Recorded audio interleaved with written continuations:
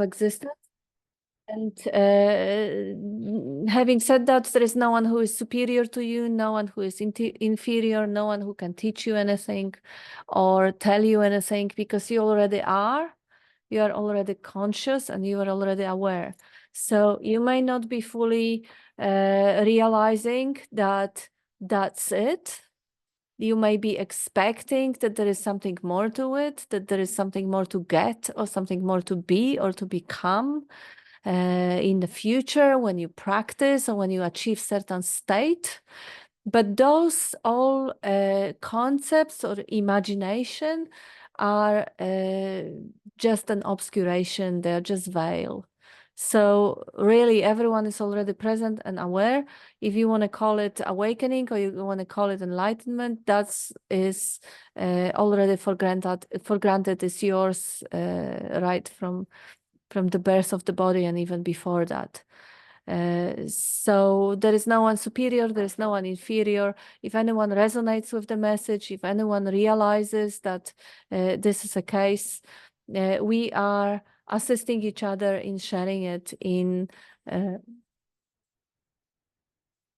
sorry, the other way. This way? No. Okay. Sorry, just 1 second. Now again, because I can see a couple of new names. I'm Katarina and Bob's wife, and this is Sailor Bob. He's been pointing to that truth for about 48 years now. He came to the realization of it by meeting Nisargadatta Maharaj in India in 1976, 75, 76. And it really is very, very simple and very basic. It really boils down to the realization of what is already and always has been present, but has been ignored. That's why it is called ignorance. We ignore the fact of our own existence because the perspective or the viewpoint is from the mind, the conceptualization or the faculty of the vision. The mind is the thinking capacity or interpreting capacity, which basically makes meaning or makes sense of everything that happens, narrates or comments on everything that happens. So things are happening naturally. That's just fresh water, darling. Fresh water. Yeah, just fresh water, fresh new water. I brought you half an hour ago. Yeah.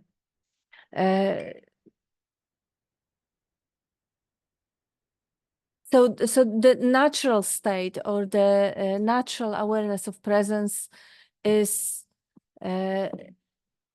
ignored because we're looking from the dividing capacity of thinking.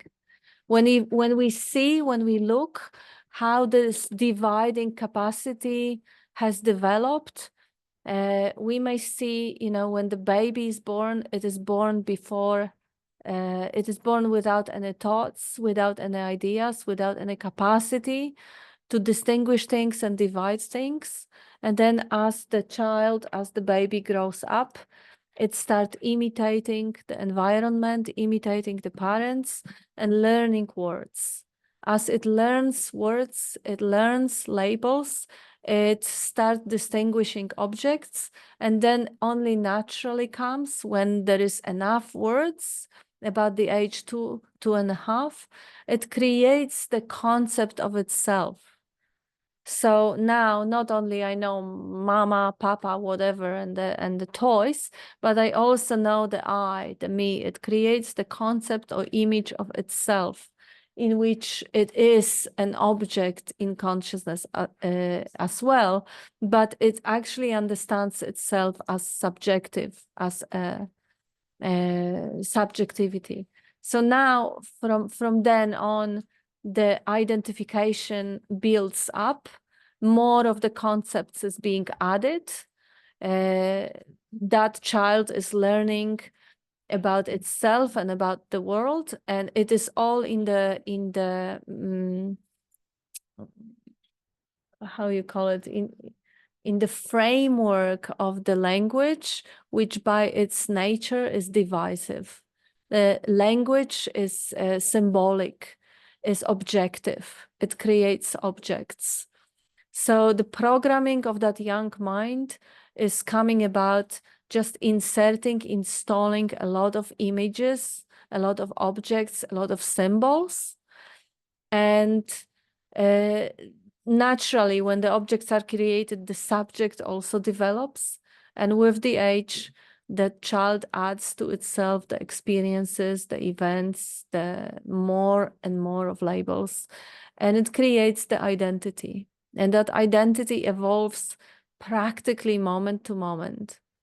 You might think that you have healthy self-esteem in the morning, and then someone tells you something sad or something upsetting, and the healthy self-esteem goes bananas, and you feel inferior and insecure and vulnerable. And then someone tells you a compliment, and then again, you feel, oh yeah, it's not so bad, life's all right, I'm okay.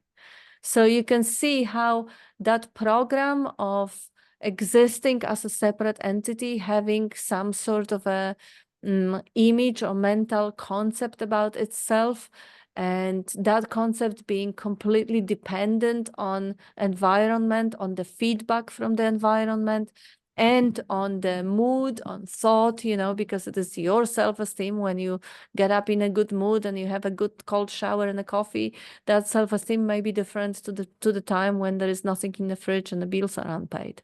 So it really is just a bundle of, it's almost like Bob beautifully calls it, a conceptual image. It is really a costume.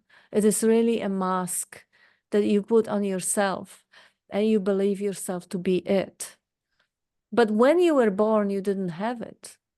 It came with the conditioning. It came with learning languages, with imitating your parents, who also had conceptual image, who also had good moods and bad moods and difficult emotions and traumas and ways of dealing with the world. That all has been passed on to the child. So that all has been learned through imitation. And now we have that character, the dream character, that may have healthy or unhealthy coping mechanisms, and might have fears and desires and dreams. And along the way, the identification with the dream character developed. And now this is who I am. This is I. This is me. And I like this and I don't like that. And they did it wrong to me, or the world is against me, or whatever the story is. And that story is changing all the time. And it also depends on environment. When I get a good job, the story may be positive. When I get a bad job or bad partner, the story will become negative. It is inseparable. That character and the self-esteem of the character and the influences that the environment has on the character are inseparable. They're completely interdependent. My self-esteem depends on my parents, on my upbringing, on my job, on everything, if I am identified as a person. But again, it hasn't been like this. It only come on board through imitation, because our parents are identified as people, our teachers are identified as people, our politicians, actors, everyone we love and admire and imitate and want to be like, have that unfortunate conditioning or limitation that I am something or the other. I'm vulnerable. I can be destroyed. I have to watch out for my opinion, how they perceive me, or I have to deal with the difficulties, or I have to improve myself, or I have to gain skills.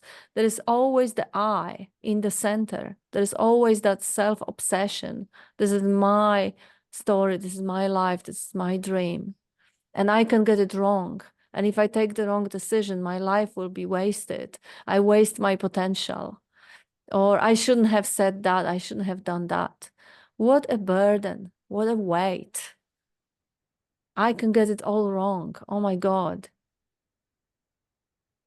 And now some suffering or curiosity or whatever the story is draws you to the teachings which shows you that the idea of separate I inside that body mind is a bogus.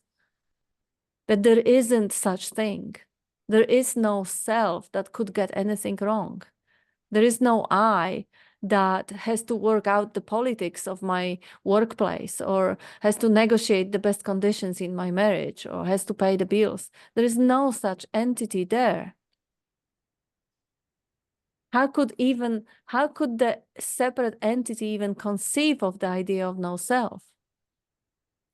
Well, this is where the whole conundrum lies, that it isn't an idea. We are not talking about the idea of no self that we are going to believe or take on board instead of the idea of self. It is about the investigation, about looking what is the truth. It's not about, and this man have changed my life and I believe every word he says, but this is not about believing what somebody else says. Someone may say Buddha said there is no self, or Jesus may say that I and the Father are one, or whatever the other people say. It isn't about believing. It is about really verifying, investigating, and seeing what is the truth for yourself. Seeing if there really is or there isn't an I or a self. Is there anyone who is not good enough or inferior or anxious, or who doesn't have it and needs to get it or improve itself? Let's look if there is anyone there. Because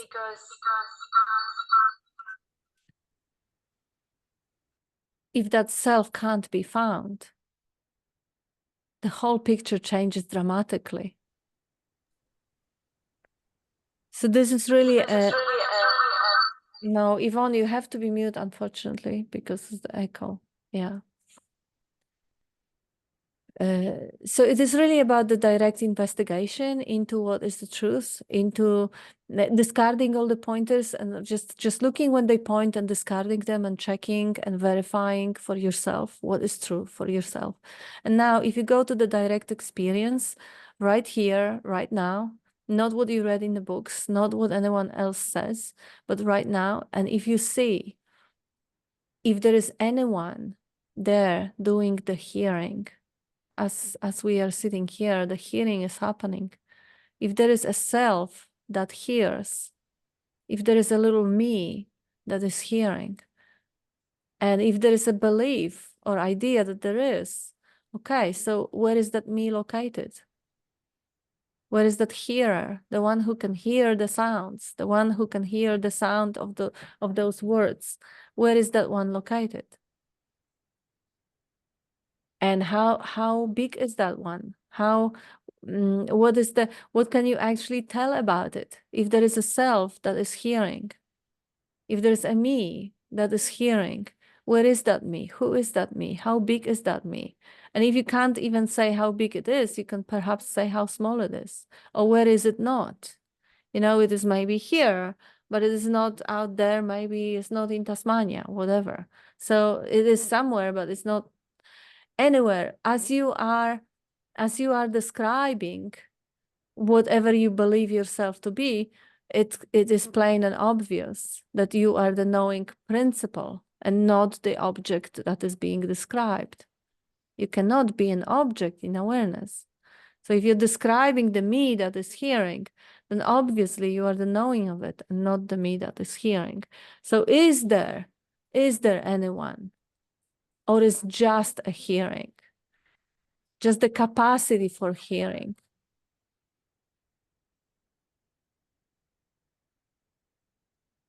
So just the same as the capacity for seeing, the capacity for knowing. There is a capacity for knowing. There is a field of knowing, a field of seeing. In that field of seeing or capacity of seeing, there is a narrative arising which divides it. This is me that sees, and this is what I see. But without that dividing capacity, it's just one singular field of seeing. And that's the direct experience. In the direct experience, there is seeing happening. Hearing is happening.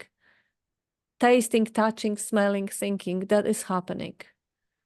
Now, on that field of happening, The idea comes, this is me and the other. This is me and what I think. This is me and what I see.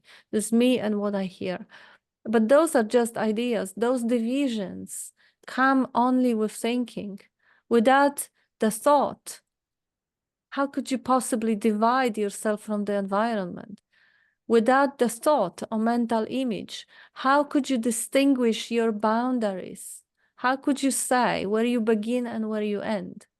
How could you say you are here and not there? For all those things, you require the thinking capacity. So if you could just shift the thinking aside for one moment and experience the presence directly. There is a presence, there is awareness of presence, there is a being right here, right now.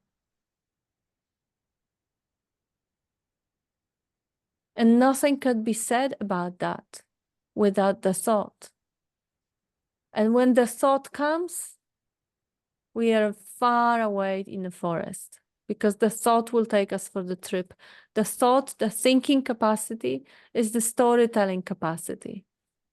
The thought generally is a brilliant capacity which basically takes you away from the present moment, from the presence awareness, into that incredible story of what is not happening, into the bigger picture of what is not present, what's not happening. So if I say I am a person, I am a woman, I am from this country, how is that experienced? I can't experience that. This is not a direct experience. This is the story. This is something that I was told by somebody else. Direct experience is of presence. And even translating that direct experience into a present sensation or the current breath is already too far. The experience is singular and is non-conceptual. So landing back or coming back to that direct experience of presence and finding or putting your heart or finding home, finding respite in that awareness of presence and seeing that this is the only thing, this is the first thing and the only thing that really matters. This is the reality. Because it is known directly, it is not belief-based. It's not that someone tells you that you exist in the same way as you are Australian or Dutch or British, and you have to believe it. The awareness of presence or the existence of being, nobody can tell you this or the other way. Even if someone tell you you don't exist, the existence is there to even hear it. That awareness of existence is prior to any concepts. What you are is a story, but that you are is an experience.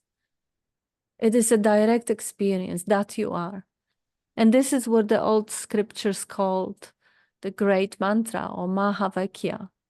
That you are, or you are that. Either way, that you are. The knowing, the awareness, the clarity that you are. And no one can deny the fact of existence that you are. Everyone knows that you are, that you are, that you are, that I am. And this is really it. This is that simple. And if you actually get down to the bottom of things and rest in that non-conceptual awareness in the heart or the core or the essence, and you fully embrace the fact that you are, you exist. There is an existence. There is aliveness. There is radiance. There is that luminous brilliance of being happening right now. That's not a small thing. That's not nothing. That's a miracle. That's an unthinkable, incredibly radiant miracle of existence. There could have been nothing, but there is that presence of awareness, that being. That's not nothing. That's not a small thing. And in the hearts of hearts, we know it. But then it gets obscured because the mind comes into a picture and it says, yeah, okay, but I can't objectify it. So it's not important. Come on, there's money, or there is a fame or name or prestige or desires or past lives or traumas or all those things as mental images are just so much more interesting and more attractive for that conceptualization from that storytelling faculty is colorful, is entertaining. So from the perspective of dualistic mind, that luminous radiance of existence is taken for granted and is completely invisible. It doesn't matter. So now the story is being told that, oh yeah, awakening, oh, Buddhahood, enlightenment, that's this great supreme state of continuous orgasm that lasts forever. And I'm superior to everyone and everything. And the birds will come to my feet and sing songs and all that nonsense that gets translated. And from that perspective, that's not happening right now. That may only happen in the future. And I have to maybe sacrifice, go to the monastery and meditate for 20,000 hours or do some seva or pay $1 million to some retreats or whatever. It's not now. Maybe later, where I will be refined enough or elevated enough or some other time. Because mind is time. Mind is, the time is a concept, is imagination. Time cannot be experienced. So non-duality is about the direct experience of what is happening right here, right now, including the experience of thoughts. But if you are grounded and rooted in the presence, the thoughts are harmless. They're thoughts. Mental images are harmless. They're mental images. They're not the truth. When the thought comes and say, oh, I'm only poor, miserable human being, the heart is laughing. Like, wow, what a good story. Who cares? Who believes? There's no one. It's just a story. So there is the seeming duality of the seeking mind that always wants what is not, that is identified as that separate, poor, miserable little me that doesn't have enough and is not enlightened and needs future to become something better and bigger, complete. And that story is happening in this present moment, in this present luminous awareness of being right now. Recognizing that story, seeing it for what it is, seeing that capacity or that desire for completeness being just a conceptual nonsense, really. Seeking comes from the assumption that there is an incompleteness, that there is a me that is not enough and it has to fix itself, become bigger and better. That is just a story happening in that open field of knowing, of being knowing, which is perfect and complete as it is. In that luminous existence, that awareness of presence, that moment right now, there is nothing wrong. Unless the thought arises and tells you otherwise. But if the thought is recognized for what it is, just the arising and passing thought, there still is nothing wrong. So relaxing out of the thinking mind, of identification with the thinking mind, back to the natural state to which everyone was born. It's a natural state. Everyone was born into it. It's not something to be achieved by effort or practice. It's not something to be found in future. It is something that has never been lost. It's just been overlooked because of that incredible distracting capacity of that fantastic, entertaining system called mind. That incredible capacity to imagine called mind. So the whole introduction to non-duality and then the discussion about non-duality is to initially just introduce few pointers to resonate with and bring everything back to the basics. And now traditionally we do half an hour of the introduction, and then we invite everyone to speak, to share, to tell us what's happening, what's really bringing that recognition forward. Sometimes when you actually hear it spoken through yourself, you know it's only and ever that same life speaking. It helps you. Sometimes it inspires others, even though ultimately there is no others. It's just life. It's life. It's life looking through everyone's eyes. It's life speaking through everyone. If there are doubts or questions, it is life playing the game of hide and seek. If there are reminders that are effective, that is life which is offering those reminders.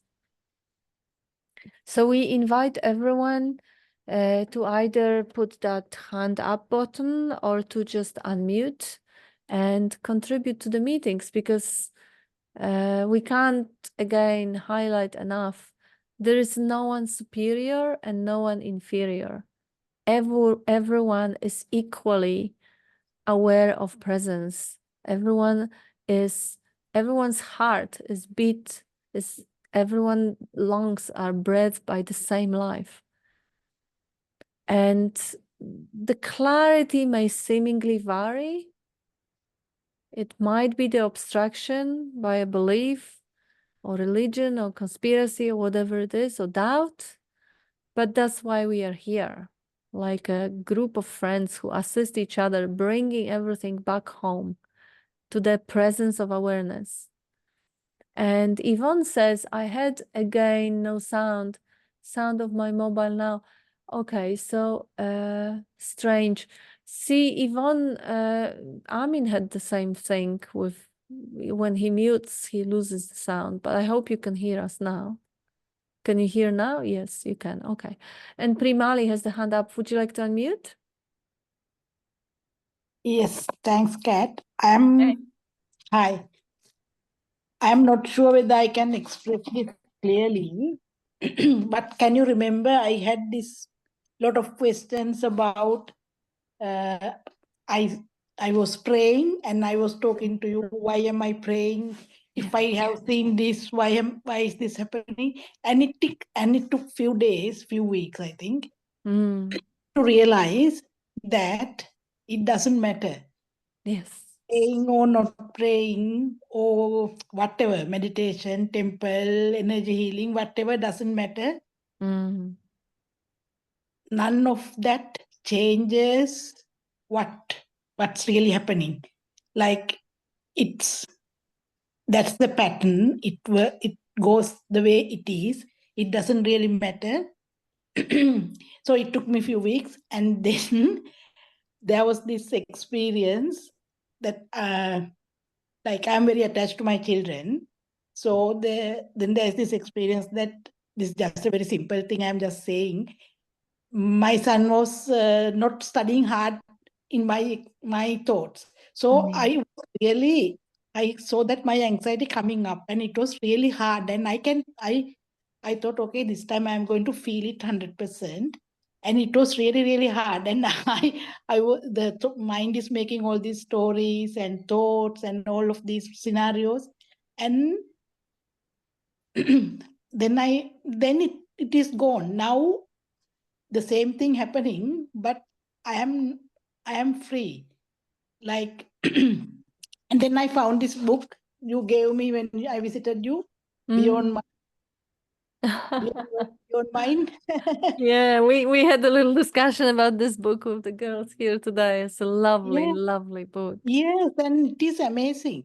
I'm Mm. reading it. It is like I read it before, Mm-hmm. but this time it is like amazing, amazing. And I was thinking, how did Bob wrote this? It's Yes. like it is like everything is in here. I don't know how you wrote this, Bob. You must be a genius to write this one. Mm. So thank you so much. Gonna say something? How this book came about, darling? It just comes about naturally, as it must, Yeah. if you recognize your true nature, Mm-hmm. as they tell us in the scriptures. Are you this person? Are you this body? Are you this mind? And when you look at it, you realize you can't be the body. Closer to the mic a little bit. Can't be the body or the mind.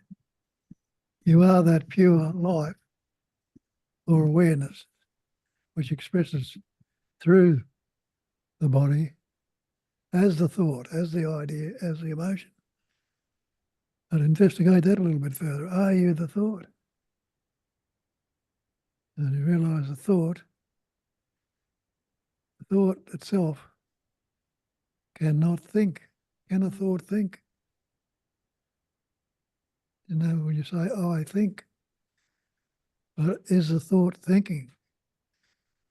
You realize it's not the thought that's thinking. It's being translated into the thought, I think. And as soon as it's translated, who is the I that thinks? And it's translated this persona, this conceptual image. We've taken it to be because of our parents putting these words and labels on us, giving us the word, you are little Billy or little Jane or whatever your name might be. Instead of realizing you are the reality, the one essence that pattern, shapes and forms experiences and expresses it as everything. And isn't that the great mantra that they talk about? I am that. And what's that? And innately you know that everything is already that. Because isn't that the chair you're sitting in or the room you're in?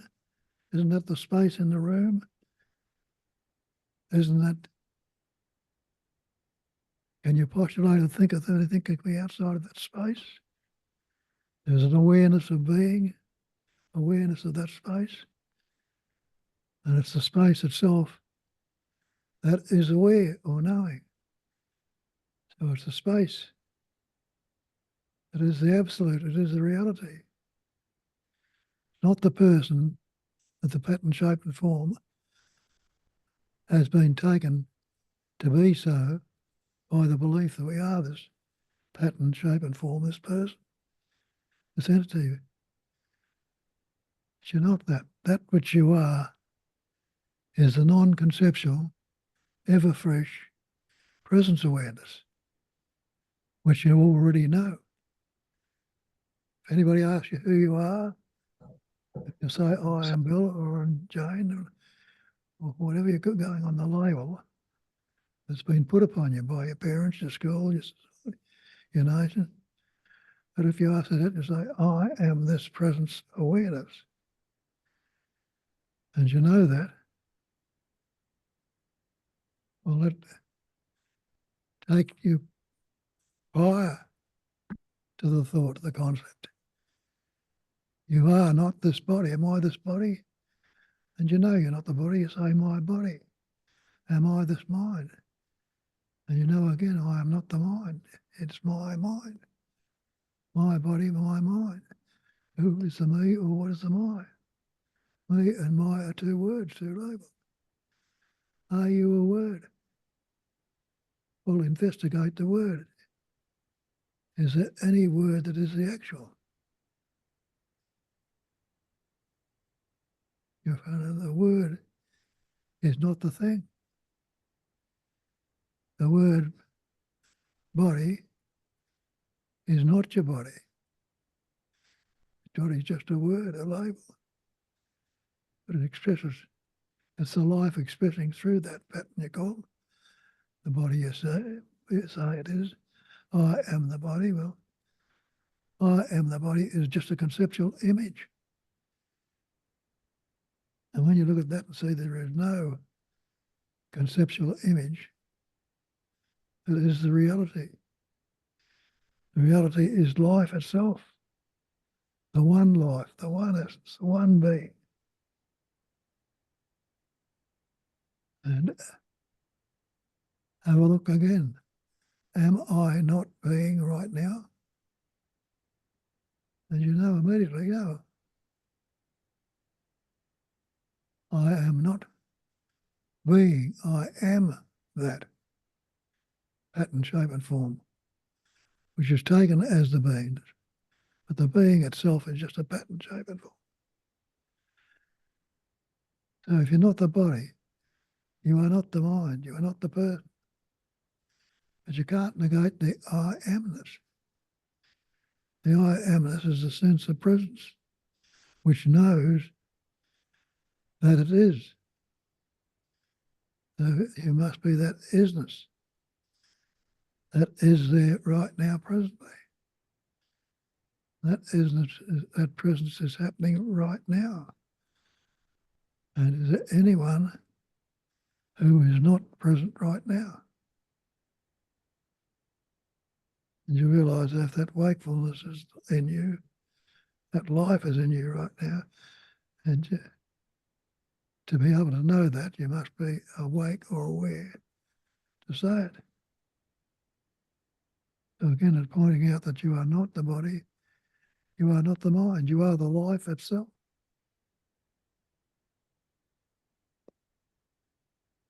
And that's what this Sagata tells us. You are the life. And didn't Christ tell you that also? And he says, I am the way, I am the truth, I am the life. He's not talking about that pattern he had as me, Jesus. He's talking about that sense of presence that expresses through the mind and translates into I am. I am this sense of presence or awareness of being. I am not unaware, I am aware. And that's all I can be, is that pure awareness that is being, certainly not wasing or will be, it's being right now. And it's loving to be, and it's knowing that. So no matter which way you put it, when you look into it, you realise you are that being. You are that knowing, and you are that loving to be. And you don't have to believe the concepts that it's me, Bob, the person that is doing the beingness. But you realise that me can't do anything at all. And if you investigate that, what's my next thought going to be? And you realise the next thought comes up as the thought I am. Not that I am not or might be or will be, but I am already. Prior to the thought of the word, before it's divided up. So I am that sense of presence, that amness, that isness. And the translation is fictional. And when I look at it again and look into the word and see the word is the word, the real. And you realise the word is not the actual. The word is only a concept, an image. I am this body, I am this mind, I am this person. But are you the body? Are you the person? Are you the mind? You realise you can't, you're not that body, you're not that person. You are that sense of being, that presence of awareness. Just this, nothing else. And in that, you get a sense of your true nature, your reality. That presence awareness, the presence is knowing that you are. And that knowing implies a sensation, a feeling. There's a sensation of being there. I am that beingness. I am that knowingness. And I am that loving to be. I am the Sat Chit Ananda, not the body, the mind or the person. I am that. And in the keep recognizing that and sitting with it, seeing it, and recognizing the truth, because the idea of a person, the concept, is constantly transient, it's constantly changing. See that body's not the same body you walked into the room with a half hour or so ago. It's not the same thoughts or concepts you had about it. They're all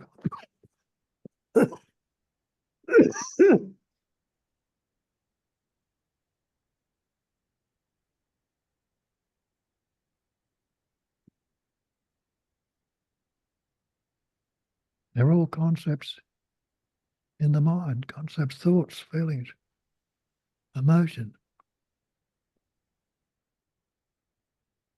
Can I negate the beingness? We'll investigate that.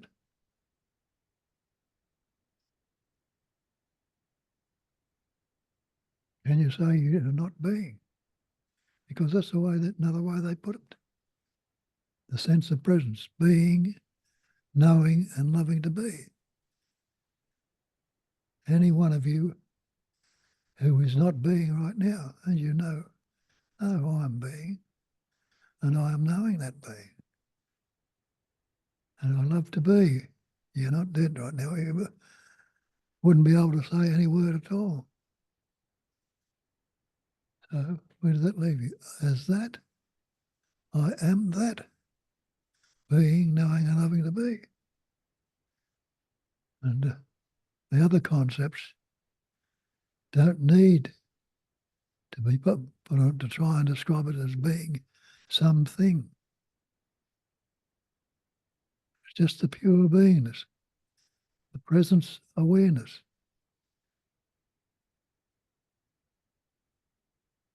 There is awareness of being present, not of the past or the future, of being right here, right now. You are aware of that. And awareness is not time bound. It's not I will be that, or I might be, or I should be. It's I am that presence awareness. The recognition must come about that I already am that. And there is no becoming in that. So there's no practice that I can ever do or ever be to become something that I am already. I am that. Only that. And that is all there is. And that, didn't we say earlier that I am that is the great mantra, the great word? We'll have a look at that. You'll see that that's quite right too. Because isn't that a chair you're sitting in if you're sitting in a chair? Isn't that the space in a room that you're in if you're in a room? Isn't that the pictures on the wall or the light or the other things that are in the room? Isn't everything around you that? No, it's appearing as these other things we label as chair, table, space, and everything appears as other, but reality is still only the one essence or the one life. And then again, looking at what Christ said, I am the way. I am the truth. I am the life. And he's pointing out that that sense of presence, that I amness, is the way to go. Follow along that path and seeing if that I amness is the truth. Is it the life of you? I am. If you're a corpse, can you say, I am? You can't. So you're pointing out that what you really are is that Satchitananda, that existence, that consciousness, that's loving to be. That's what you've always been and always will be. You are not this body. You are not this mind. They are conceptual images that appeared and we've taken on the shapes and forms, the words have come up as, taken them to be the reality. But the reality is that very life that you are, which you can't negate, non-negatable, inexpressible. So you don't have to do anything about what you already are, except relax into it and recognize that that is what I am. And that is all that there is. And that is only the one essence. It's not me and that or this and that. It is only that which is appearing and expressing as me and that, or is or is not, or whatever. The pattern, shape, and forms are ways which it expresses and which we picked up along the way with the words. But are you a word? You look into the words that we've learnt and picked up along the way and see the word's not the thing. Can you drink the word water? You can't. Can you swim in it or drown in it, wash yourself?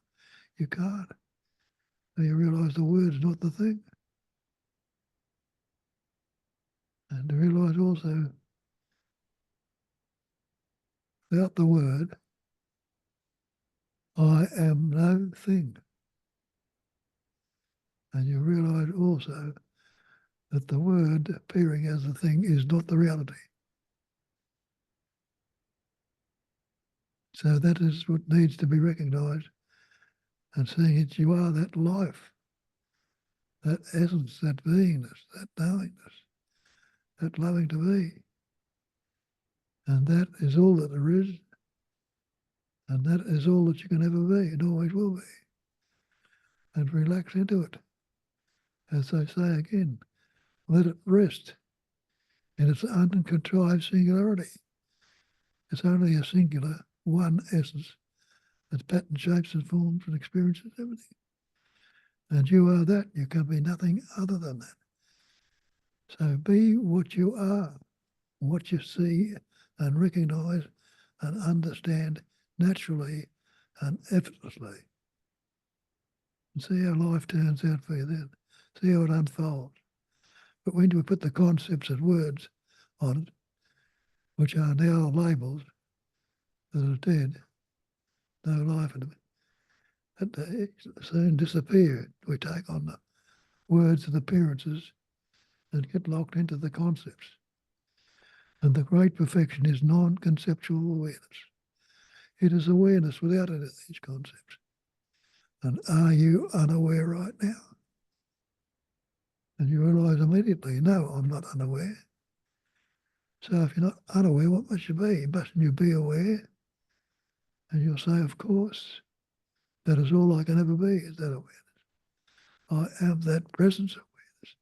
And that awareness is not in the future, not something in the future, it's something that's happening right now. And when I look in the concept of time and see that that's all the time is, it's past, present and future, three aspects of the one thing, always dividing and separating into other than the one. And that separation is not the reality. So know the truth, as I tell you again in the scriptures, know the truth, and the truth will set you free. And what is there free to be free from? From the belief you are this person. It's all the manifestation is an erroneous belief in the pattern, shape and form, which the pattern, shape and form is only an expression. And you are not the expression. You are the reality. keep going along those lines, and you must settle down and relax into that presence awareness of being. Not being this or being that, but pure being. Being everything and the no thing, just as it is, right here, right now. So that's the start, to have a look along those lines. And Kat is hosting the meeting. She'll ask you to speak, or if you've got any questions, put them out there and look into it. So take on the search and see. Thank you so much, Bob. Thanks. Thank you. Thank you. There you go. Beautiful. So anyone would like to highlight something, anything? The way Bob presents the spiel is so uncompromisingly clear and simple. A repetition only helps. Bringing it back to the picture, highlighting even a word or a sentence or a phrase, it just gives it more life. It just gives it more attention. So we invite people to just highlight whatever resonated. No repetition, Kat. Every time it is new, it's fresh. Yes. It's no repetition. Yes. Yes. So in that freshness and newness of the spiel that Bob just gave, what did you hear? You can bring it up. What did you hear? Not necessarily repeat it, put it in your own words. That's always just gives it even more life. Amin, hey. Hey everyone. Hey. Hey Kat. Thank you, Bob, so much. Here it was not in words. It was just crying since your first words, Bob, until your last. Mm. I just wanted to witness this and say thank you. Thank you so much. Thank you. Thank you. And I see Dee is unmuted. Would you like to say something, Dee? Yeah, thank you, Kat. Thank you, Bob. Hello. Hey.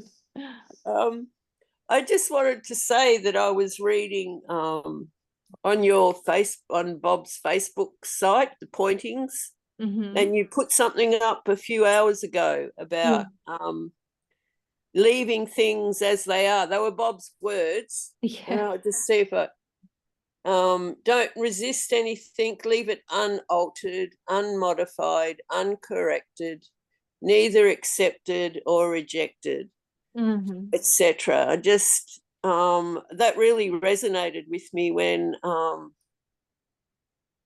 I read that. And it's funny how you're on this journey, and things that you've read before or seen before, and then all of a sudden it's like, oh, I get it now. I get it. Yeah. And it makes sense. And it's how I'm living my life now. It's, I guess, trying to live my life. It's hard to put this stuff in words, but I'm still in the body mind. And, I just understand it on that level, and the distinction between the awareness and the body mind, and how like the body mind seems to always wanting to do something about something. Always wanting to, I'll fix that, or I'll, and if you don't take any notice of it, things just come up, and they happen naturally anyway. That's what I'm finding. That you don't have to force anything. You don't have to, I spend a lot of my life just, trying to make things the way I think they should be, kind of thing. And it gave me a lot of angst. And even, you know, when you're in the seeking mode, like, you know, that was a big frustration for me until, you know, I just came to this realization that I get it now, you know, and it's resonating more and more. It's like it's evolving more and more, and it's just such a wonderful. I keep wanting to say journey, but I know it's just like here and now. But yeah, I'm really appreciative of that, and it was great to hear Bob speaking tonight. Yeah, thank you. Yeah, thank you. Beautiful. I only want to just read a few things on the on the screen. Thank you, Bob. It is from Colin and from Jens. Thank you, Bob, as always. And Helen says, great to hear you speak live. And Yvonne says, thank you, Bob. And Josh says, thank you, Kat, for putting in so much effort and time. Great spiel today, Bob. I am nothing and everything. Go to head off and see you again. Love you, Josh. And Marley says, that was so beautiful and profound, Bob. Thank you so much. And Jenny has the hand up. Would you like to unmute? Yes, then I'm going to take the hand down. Mm. Hey, I want to begin with us just happy to be here, and I second everything that has been written. I'm so happy that we are here. I'm so happy that you are here and taking on the effort of holding it all together, Kat and Bob, that you are sitting here sharing your wisdom again and again and again. And what I heard today was the always here, always now. That cannot be highlighted too much, because that is something that I think every person, every human being, even if we're totally stuck in the ego, we can begin there by realizing that we cannot be anywhere else than here. Yeah. And it cannot be anything else than now. However much our mind and our head is trying to fabricate something, that's something that we can really be certain of, that there is here and now. That's the only thing that we can really be sure of. And that to me is like such a relief, you know, somehow.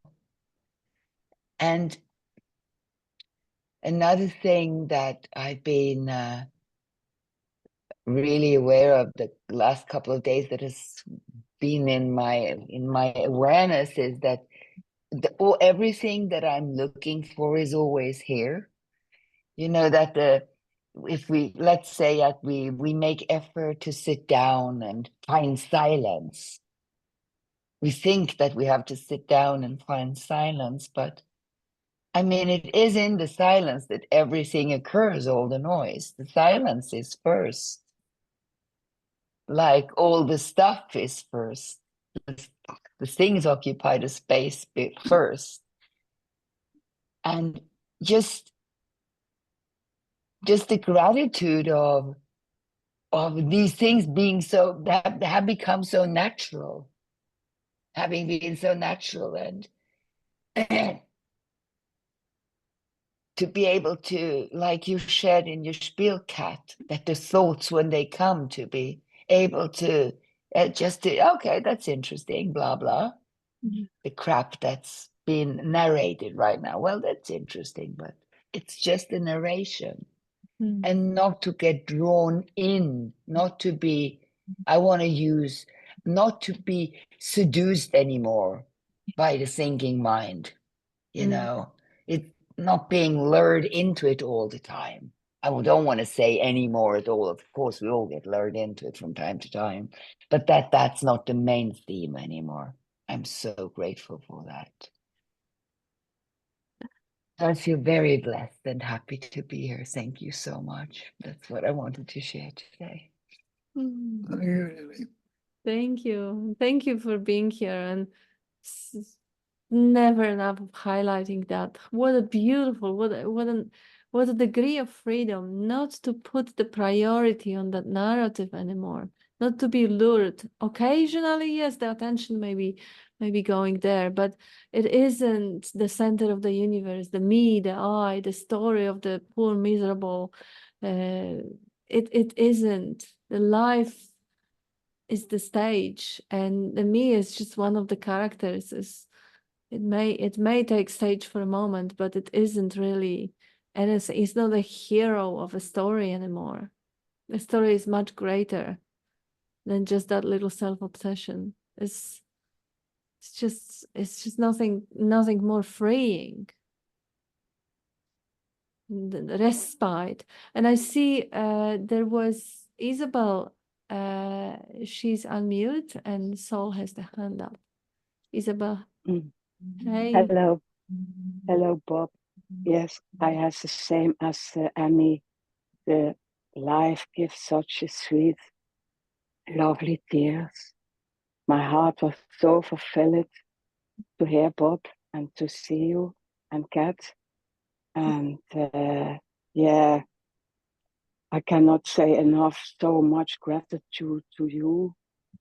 It's boring, maybe, but you cannot imagine how nice and great it is to hear you, to speak life through you with all that.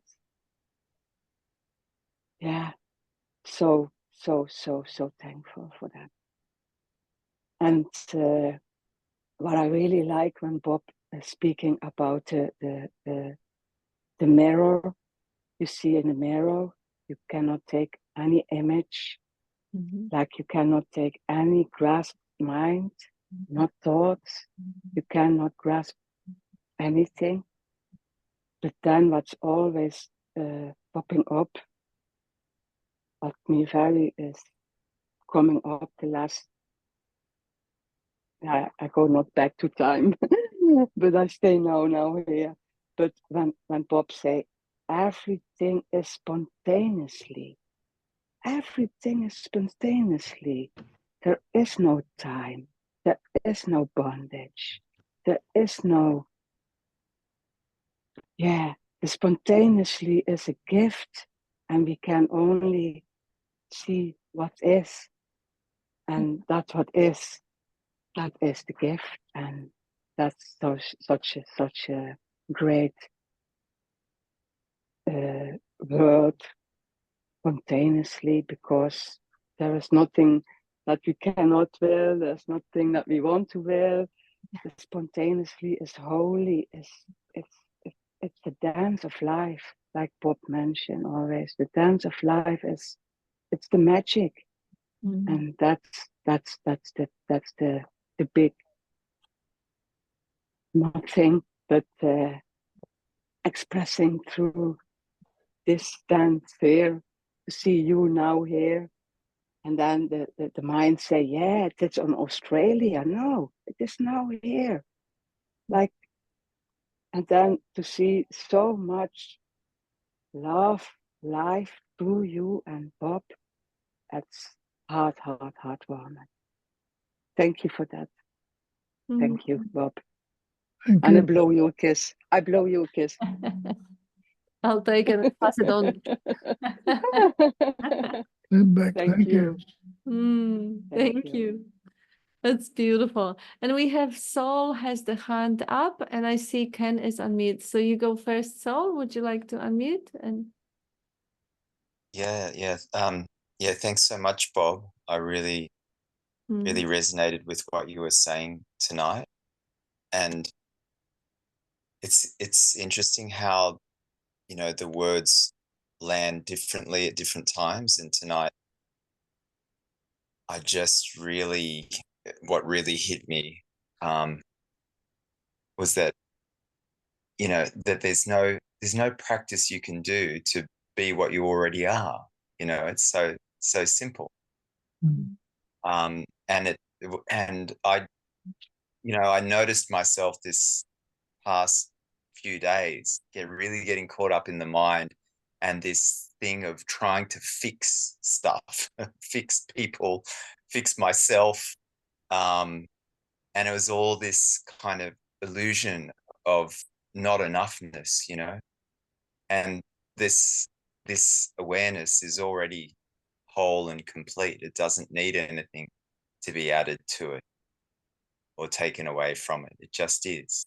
And it's, and I also heard someone else, I can't remember who said it, but it was something about that from that everything naturally comes, you know. So it's just that relaxing into that awareness and then allowing, you know, just life to unfold spontaneously. And yeah, I feel very grateful to be here and to hear your beautiful words and the energy of the words as well. That's what really came true tonight for me. I just really,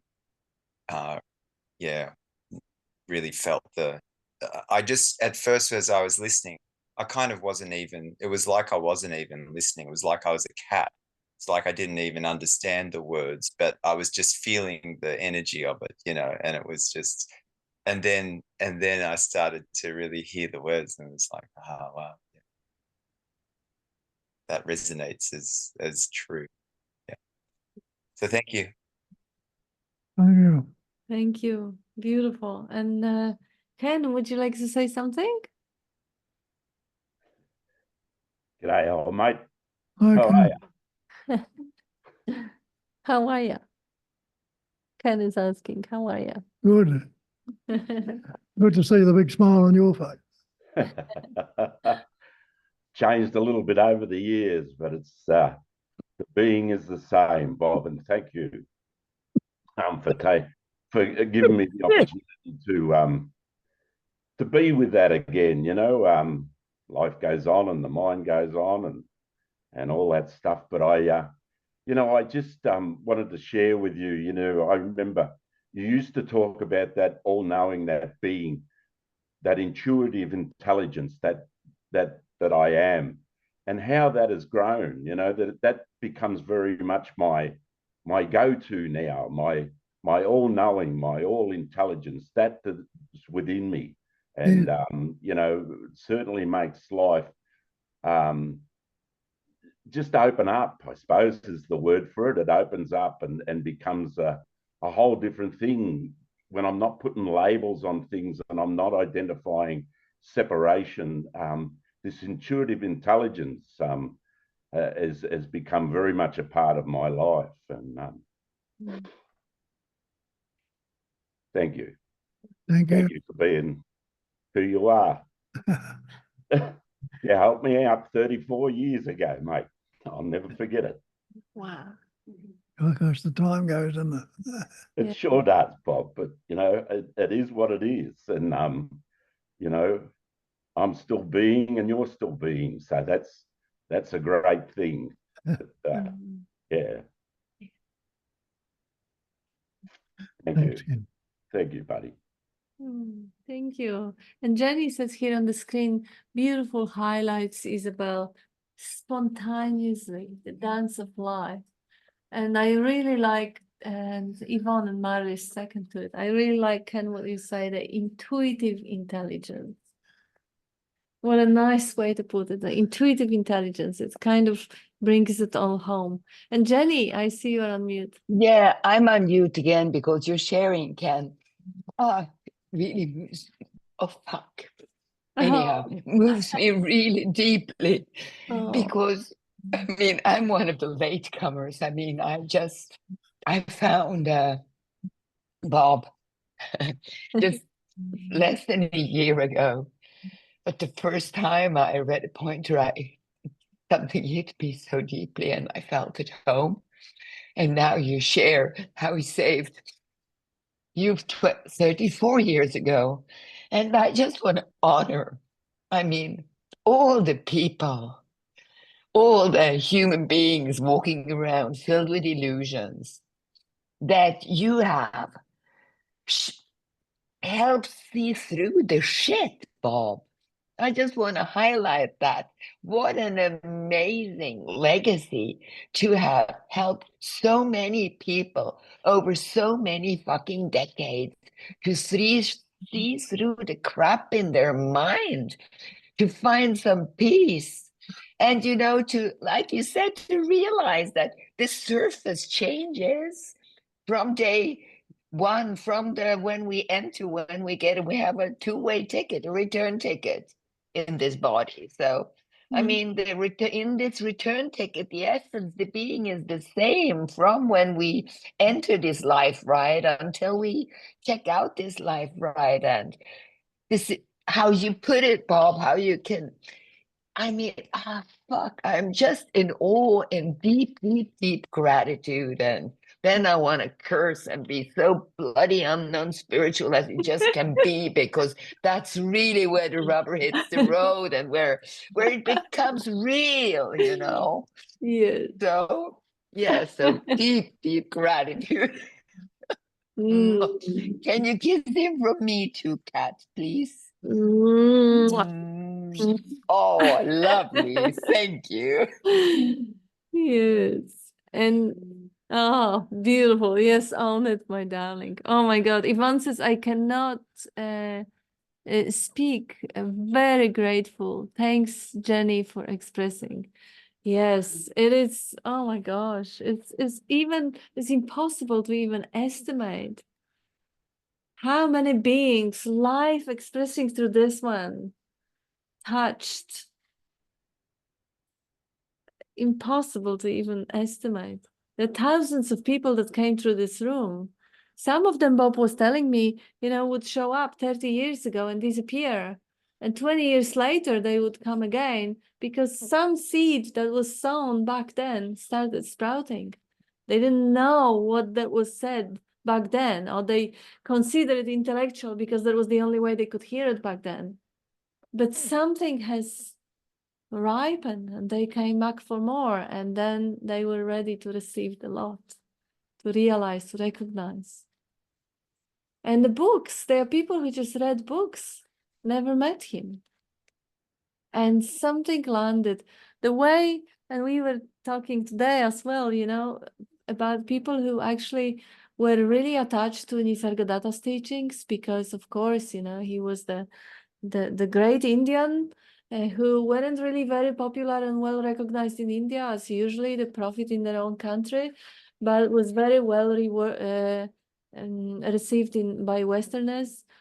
But for many people, Bob was the one who brought him down to the basics, who made him accessible, who took away all the embellishments and bring the message home in a way that is so simple and so direct and so uncompromising and so little room for any misunderstanding, misconception, or misinterpretation that you really can't escape the truth that is hammering you down just right between your eyes, like, shit, yeah, right.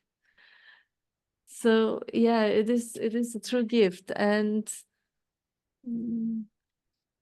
thank you. Yes.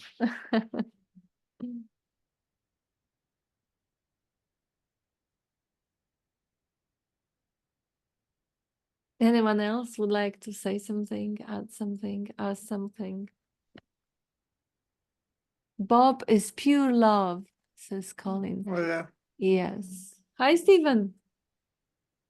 Yeah, I'll try something. Yes.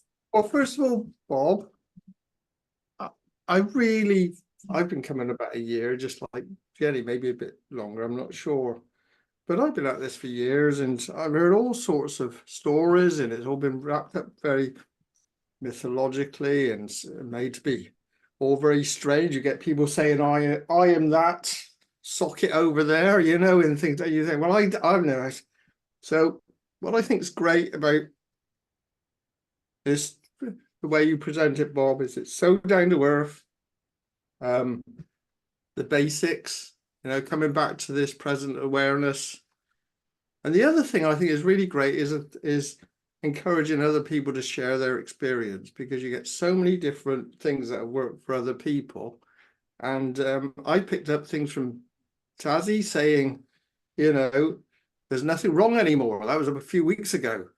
And then Andrew the other day saying, you know, because I got a problem with, keep thinking of me as the witness observing all these things coming and going. So I still think there's a me witnessing it. And Andrew said, no, there is just witnessing. And that sort of hit home as well. So I think allowing all these other people to speak, and we share, and who knows what somebody's going to pick up from somebody else, you know, and you say, we're all the same essence, we're all the same thing. And I think that's really great. And, you know, sometimes there is this sense that, you know, I cannot possibly be anything that's seen to come and go, you know, it's any object. It has to be just this awareness. So even when I come back to, like, you know, what's wrong with right now if I don't think about it? And there's a tendency of a little bit of the mind going, but what am I looking for? You know, they don't look for anything. I don't need to look for anything. There is no need. There's just what's going on right now. Same with, like, if I mentioned the other day, hearing a bird sing or something, there's a natural tendency of the mind to think, I heard that. There's no need for that. There's no need for me to go, I heard that. There's no need. That's just an extra experience added on top. There's just hearing. And that's so freeing when that's glimpsed. Now, the other thing is, seeing things like a witness has helped a lot, because you can sort of distance yourself, a bit like stoicism, I suppose. But it's not you know, something else needs to be seen through as well. So, but there's no practice that can do it apart from this gentle inquiry and listening to other people and getting all these pointers. Certainly can't be done with the mind and just resting back into it, and that seems to be helping anyway. So thanks, Bob. I'm very, very grateful, and I'm very grateful to you, Kat, as well, and everybody in the community. It was really great. Thank you. Thank you. Thank you. And we have Tazi unmute, and Amin has the hand up. So Tazi, would you like to start? And Amin is next. Just wanted to comment a bit on Primali's question to Bob. How did you write the book? Bob has been saying for many, many years, I'm not speaking to anybody. I'm not speaking to any mind. I'm speaking to I am that I am. And that's what's happening. The I am consciousness is speaking to the I am consciousness. That's the resonation. If it was the persona speaking to a persona, there would be no resonation. And there's only one I am, that I am, which is speaking to itself, is creating its own resonation and creating its own understanding and its own revelation within itself. There's not actually a person that's seeking. The consciousness itself is seeking to understand itself and discover its origin. Well put. So the wisdom, sorry, Bob. I said, well put. Well put, keep it up. So the wisdom that we attribute to the body, mind, Bob is actually your own wisdom, your own self, your own consciousness. It's not separate from your being, your own being. That I am that you are is speaking to that I am that you are. So, yeah, act on the pointer. Act on the pointer, relax into that I am. Or dissolve into that I am, or whatever way you want to put it. The pointer is to focus and be that I am to the exclusion of all else. And all the wisdom and understanding you're seeking is already there, waiting to express itself. That's all I want to say. Beautiful. And also, yeah, great appreciation to Bob and Kat for all they've done for so many people over the years, including the Tassie entity. Thank you, Tassie, for being one of them. Mm.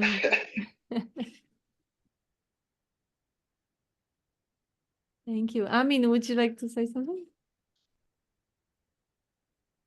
Yeah, yes, just to acknowledge that sometimes Jenny says the mind is seductive, and I liked it to hear that, and just acknowledging that here is kind of it's not a seduce, it's his the strategy here. The mind strategy is not and that's what I saw today, is not seducing, is locking. And it was just like hearing you, Bob, was just like receiving keys to unlock. Yes. To unlock, yeah, something to unlock. I don't know. So,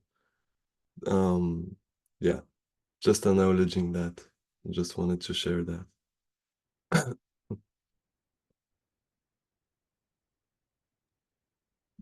Yeah, thank you. You okay now?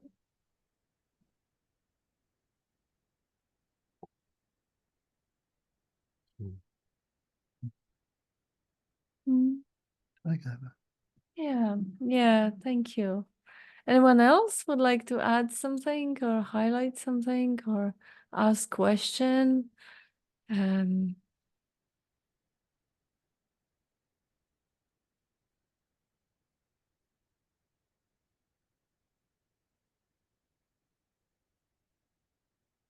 and it's nothing new under the sun. So if there is something that you feel that has already been said, doesn't matter. It's fresh and new in the moment. Tazi, I see you are on mute. Would you like to add something or you just forgot to mute? Yes, no, when I met Bob many, many years ago, one of the things that he said that really resonated and really helped resolve everything here for Tassie, he asked me, do you know that you are? Mm. And I said, yes, I know that I am. And he said, that's it. That's it. He didn't say anything else. That's all he said. That's it. And I remember flying back into state after that meeting and feeling that resonation and realizing, yes, that is it. That's it. That is beyond any doubt, beyond any confusion. I know that I am. It's really the only thing I know for sure. It's beyond doubt, beyond any confusion. And that became my rock that I, whenever there was doubts or confusion, return to that sense of presence, knowing that I am. And let the sands of the mind just blow over it and blow by it and just hang on to that immutable, unchanging sense of presence.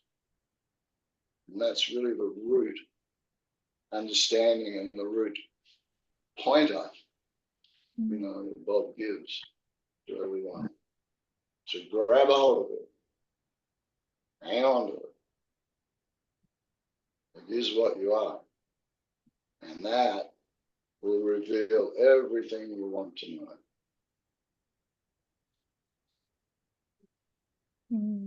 Yeah, beautiful. That's what Nisargadatta was saying. Stay with the I am. Stay with the sense of presence, the awareness of existence. With that, you are. And of course, there's no one who can stay with it. It's just an invitation or to resonate with the pointer, and just awareness naturally following that resonation will just dwell there in that present moment, in that awareness of presence, that existence. Because yes, that's it. The rest is passing phenomena. The rest is Maya, illusion, something that comes and goes. Different states, different experiences, different moods, different thoughts, different situations, different relationships. That is all just a dream casted on that screen of ever-present, ever-fresh existence, pure awareness, knowing. So, of course, it is really about, always about returning back to what really matters. And if you find any sense of heartfelt recognition that that really is what matters, that makes it much, much easier. Because trying to be convinced through the logic of the mind that this, what is prior to the mind, is more important than what is, you know, that kind of, yeah, it might initially help kind of quieten the thinking, but it really, there isn't anyone there to be convinced. So there isn't any need to get it logically explained. Because the idea of self that needs to get something, understand something, or become someone is bogus, is a dream. The freedom is the freedom from believing to be associated or identified as it. The only freedom there is the freedom from the illusion of self. Not from the self, because there isn't such a thing. It's from the illusion of being separate.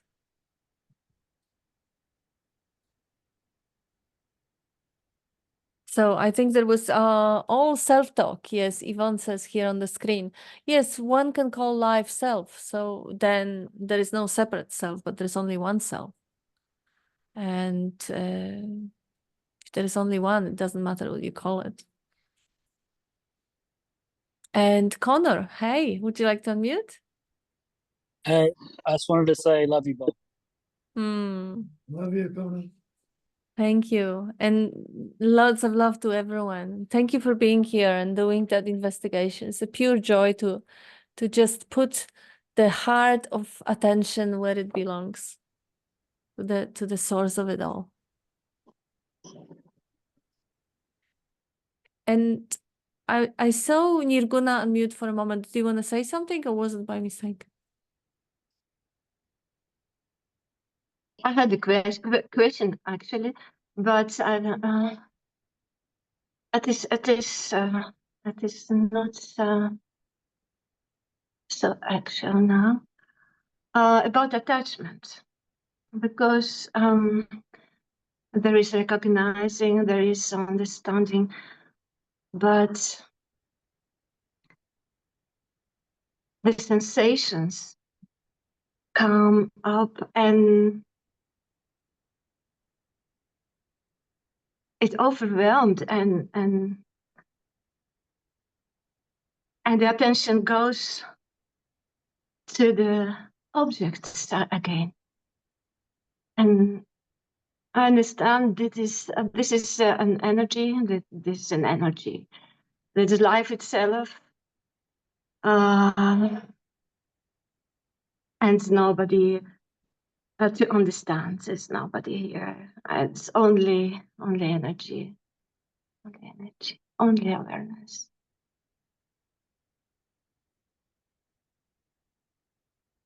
Yeah, maybe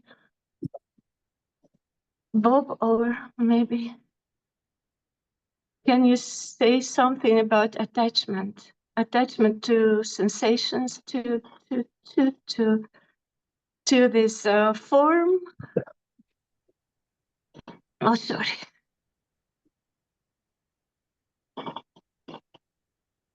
Darling? No, I think, yeah. Attention. Attachment to the form. Yeah. Attachment to this form. Attachment, fixing. That's fixating. Fixating on something. If you leave it as it is, unaltered, unmodified, uncorrected, it's free to move on. And in free to move on, it'll change. But while you're attached to something and fixating on it, you're keeping there. keeping it there, and that's blocking the free flow from attention from happening. And as they keep telling you in the scripture, detach, let it be, unfixated. The great perfection is unfixated awareness. If you're not fixated on it, you're not attaching to it, and it's free to move on. Or if any attachment to it or fixated, trying to keep it there. Well, who's trying to keep it there? The believed in entity thinks it's running the show, thinks it can keep it there and do something about it, but it can't. Detach, I say. Let it be in its uncontrived singularity. If you're not contriving any concept about it, you're detaching from it. Detaching from it is leaving it as it is. As it is means unaltered, unmodified, uncorrected. See how that works. And you'll find it does work. If you're leaving things as they are, they've lost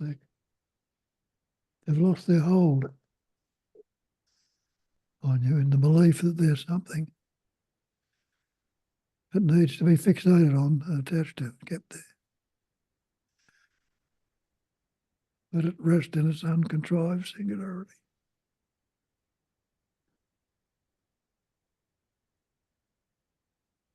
Thank you. And love you both. Love you. And now we've 5-6 minutes over time. So Marlies, would you like to unmute and be brief? Hi everyone. I won't be long. Today's introduction and also Bob's spiel, they were just so amazing and just really, really hit me right in the heart. And I would love to actually listen to it again. And I was just wondering, because I know you're actually recording the meetings, is there a way of getting hold of it? It is. We actually encourage people, we should probably say it on the beginning, we encourage people to record on their own devices because it is a way. I can send you an audio recording because it takes, I have to download it from the cloud, then I have to convert it, and then I have to put it on Dropbox and send you a link. I can upload it on YouTube as well, but that all takes some of the, some of the machinations around it. I can do that, but in the future, if there is something that you would like to keep, it's probably just easiest way to just ask for the permission to record. We always give that permission, but I'll send you the link to an audio file. Yeah, tonight was